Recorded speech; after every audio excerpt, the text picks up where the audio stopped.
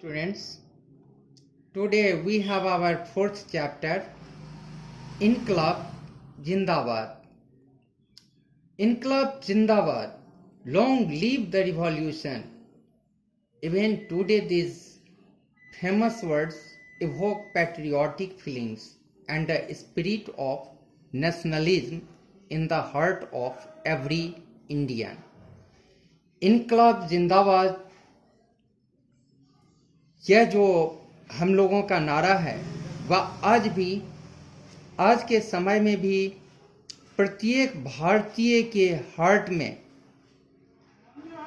यह राष्ट्रवाद की भावना को, देशभक्त की भावना को जगा देता है। One of the greatest of Indian revolutionaries was Bhagat Singh. He was born on 27 October 1907 in a Sikh family in Banga, a village in the Lialpur district of present-day Pakistan. इन्हीं महान भारतीय क्रांतिकारियों में भगत सिंह का नाम अग्रगण्य है। उनका जन्म 27 सितंबर 1907 ईस्वी में एक सिख परिवार में हुआ था। उनका जन्म लियालपुर डिस्ट्रिक्ट के एक गांव में हुआ था जो आज के टाइम में पाकिस्तान क्षेत्र में पड़ता है। He was the third son of सरदार किसान सिंह एंड विद्यावती। वे सरदार किसान सिंह और विद्यावती के तीसरे पुत्र के रूप में थे। His father and uncle were members of the khaddar party. उनके पिताजी और उनके चाचा खदर पार्टी के मेंबर हुआ करते थे। The aim of this party was to rid India of the British rule by means of an armed struggle. तो इस पार्टी का मुख्य लक्ष्य था कि किसी तरह से भारत को ब्रिटिश शासन से मुक्ति मिल जाए। किसी भी आर्म्ड फोर्सेस की मदद लेना हो, चाहे किसी भी तरह से भारत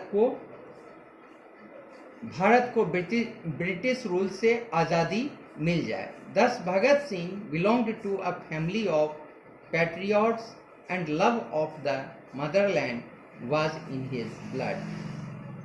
तो इस तरह से भगत सिंह एक देशभक्त परिवार से बिलोंग करते थे और उनके ब्लड में मातृभूमि के प्रति प्रेम भरा हुआ था।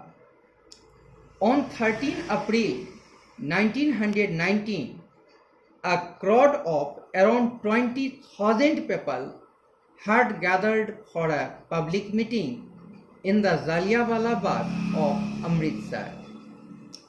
13 अप्रैल 1919 की घटना है। उस दिन 20,000 लोगों की भीड़ अमृतसर के जालियांवाला बाग में एकत्र हुई थी। They included men, women and children.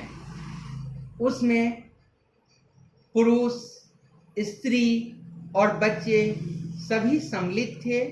The British General Dyer came there with his 50 riflemen. वहीं पर ब्रिटिश जनरल डायर था जो कि वहां पर 50 राइफलमैन को लेकर के एक साथ आया। He blocked all the exit points and without giving any warning ordered his riflemen to fire at the crowd.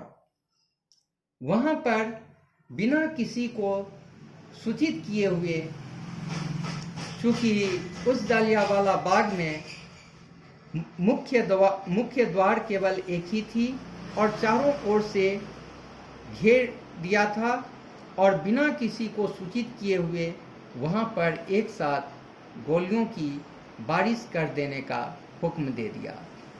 तो about 1000 people were killed and more than 1500 were wounded.